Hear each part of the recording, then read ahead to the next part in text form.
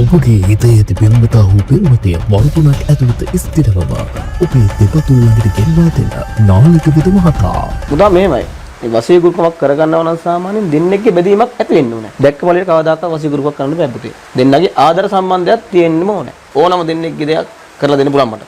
සම්බන්ධයක් තියෙනවා නම් විතරයි. නැතුව නිකන් පුතේ ආවට ගියාට වසී කරන්න බෑ. ඒ තව කෙනෙක් නිකන් දැකලා මට මේ දෙක නා වසී කරන්න කිව්වට එහෙම කරන්න බෑ පුතේ.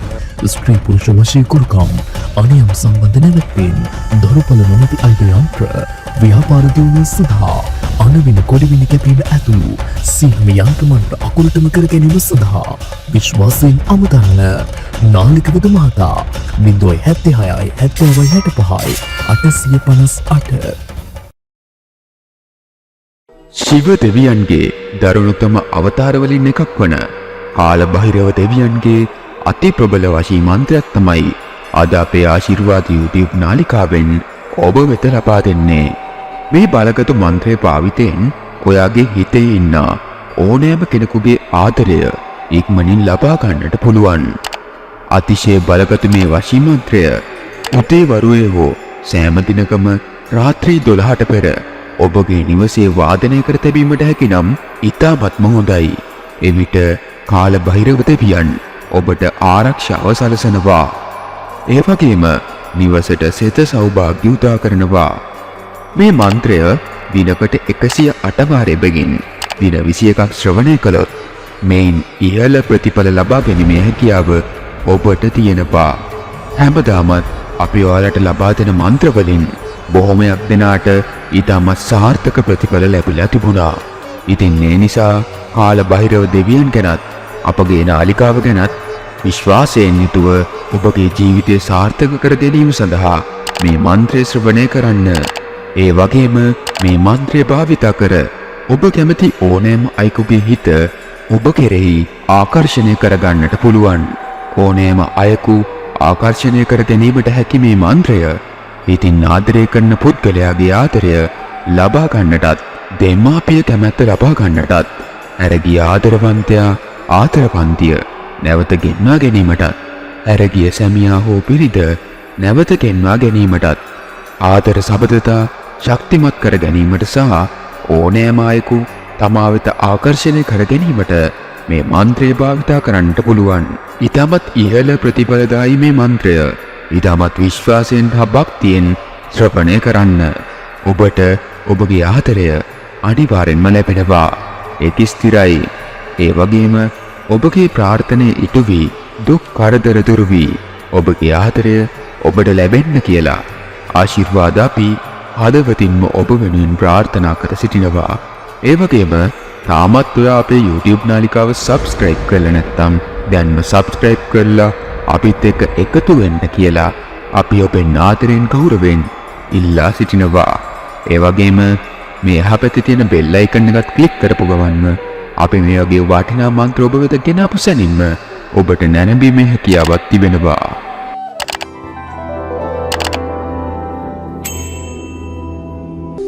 ॐ कालकालाय विद्महे कालातीताय धीमहि तन्नो भैरव प्रचोदयात्। ॐ कालकालाय विद्महे कालातीताय धीमहि तन्नो भैरव प्रचोदयात्। ॐ कालकालाय विद्महे कालातीताय धीमहि तन्नो भैरव प्रचोदयात्। ॐ कालकालाय विद्महे कालातीताय धीमहि तन्नो भैरव प्रचोदयात्। ॐ कालकालाय विद्महे कालातीताय धीमहि तन्नो भैरव प्रचोदयात्। ॐ कालकालाय विद्महे कालातीताय धीमहि तन्नो भैरव प्रचोदयात्। कालकालाय विद्महे कालातीताय धीमहि तन्नो भैरव प्रचोदयात्। ॐ कालकालाय विद्महे कालातीताय धीमहि तन्नो भैरव प्रचोदयात्। ॐ कालकालाय विद्महे कालातीताय धीमहि तन्नो भैरव प्रचोदयात्। ॐ कालकालाय विद्महे कालातीताय धीमहि तन्नो भैरव प्रचोदयात्। ॐ कालकालाय विद्महे कालातीताय धीमहि तन्नो भैरव प्रचोदयात्। ॐ कालकालाय विद्महे कालातीताय धीमहि तन्नो भैरव प्रचोदयात्। ॐ कालकालाय विद्महे कालातीताय धीमहि तन्नो भैरव प्रचोदयात्। ॐ कालकालाय विद्महे कालातीताय धीमहि तन्नो भैरव प्रचोदयात्। ॐ कालकालाय विद्महे कालातीताय धीमहि तन्नो भैरव प्रचोदयात्। ॐ कालकालाय विद्महे कालातीताय धीमहि तन्नो भैरव प्रचोदयात्। ॐ कालकालाय विद्महे कालातीताय धीमहि तन्नो भैरव प्रचोदयात्। ॐ कालकालाय विद्महे कालातीताय धीमहि तन्नो भैरव प्रचोदयात्। ॐ कालकालाय विद्महे कालातीताय धीमहि तन्नो भैरव प्रचोदयात्। ॐ कालकालाय विद्महे कालातीताय धीमहि तन्नो भैरव प्रचोदयात्। ॐ कालकालाय विद्महे कालातीताय धीमहि तन्नो भैरव प्रचोदयात्। ॐ कालकालाय विद्महे कालातीताय धीमहि तन्नो भैरव प्रचोदयात्। ॐ कालकालाय विद्महे कालातीताय धीमहि तन्नो भैरव प्रचोदयात्। ॐ कालकालाय विद्महे कालातीताय धीमहि तन्नो भैरव प्रचोदयात्। ॐ कालकालाय विद्महे कालातीताय धीमहि तन्नो भैरव प्रचोदयात्। ॐ कालकालाय विद्महे कालातीताय धीमहि तन्नो भैरव प्रचोदयात्। ॐ कालकालाय विद्महे कालातीताय धीमहि तन्नो भैरव प्रचोदयात् ॐ कालकालाय विद्महे कालातीताय धीमहि तन्नो भैरव प्रचोदयात् ॐ कालकालाय विद्महे कालातीताय धीमहि तन्नो भैरव प्रचोदयात् ॐ कालकालाय विद्महे कालातीताय धीमहि तन्नो भैरव प्रचोदयात् ॐ कालकालाय विद्महे कालातीताय धीमहि तन्नो भैरव प्रचोदयात् ॐ कालकालाय विद्महे कालातीताय धीमहि तन्नो भैरव प्रचोदयात् ॐ कालकालाय विद्महे कालातीताय धीमहि तन्नो भैरव प्रचोदयात् ॐ कालकालाय विद्महे कालातीताय धीमहि तन्नो भैरव प्रचोदयात्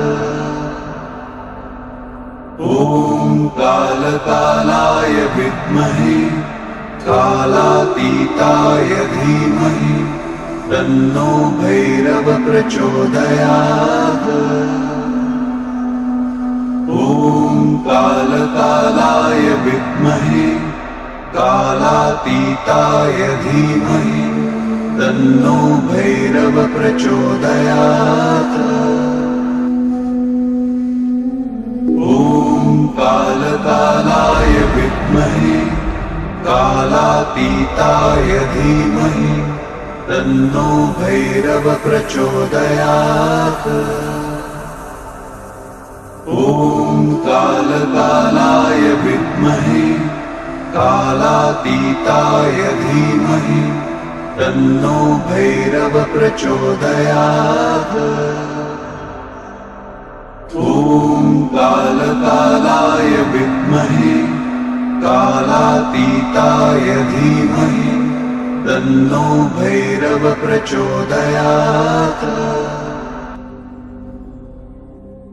ॐ कालकालाय विद्महे कालातीताय धीमहि तन्नो भैरव प्रचोदयात्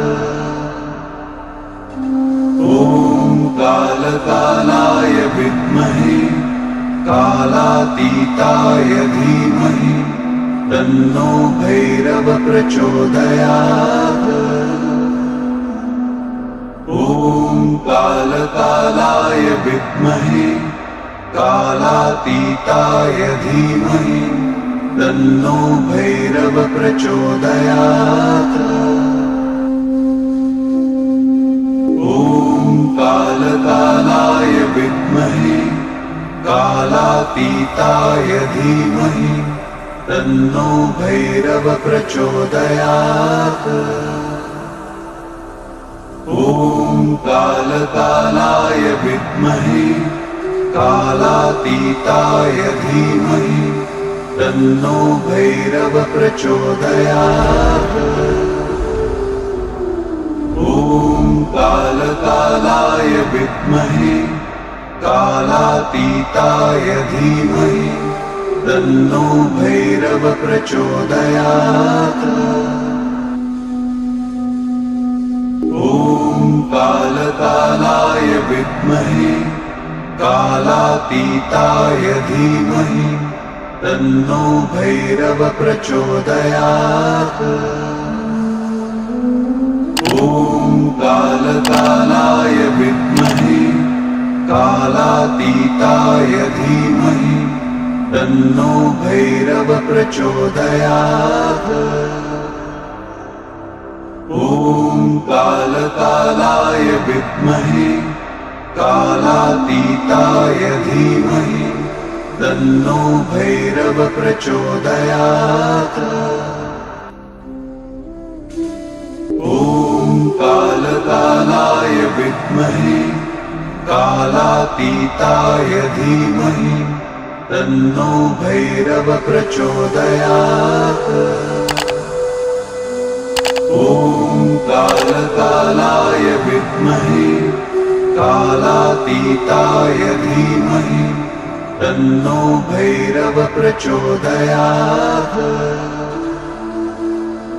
ॐ कालकालाय विद्महे कालातीताय धीमहि तन्नो भैरव प्रचोदयात्।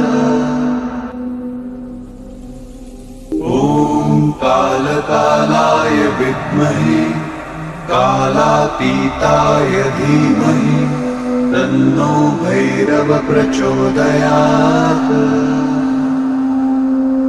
ॐ कालकालाय विद्महे कालातीताय धीमहि तन्नो भैरव प्रचोदयात्।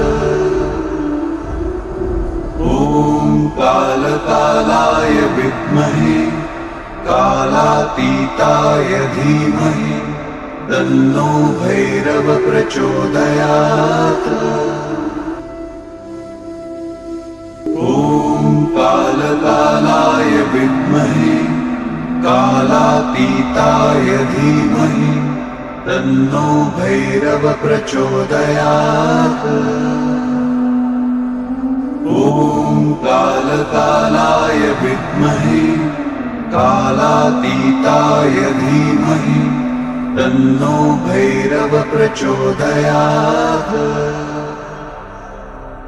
ॐ कालकालाय विद्महे कालातीताय धीमहि तन्नो भैरव प्रचोदयात्। ॐ कालकालाय विद्महे कालातीताय धीमहि तन्नो भैरव प्रचोदयात्। ॐ कालकालाय विद्महे कालातीताय धीमहि तन्नो भैरव प्रचोदयात्।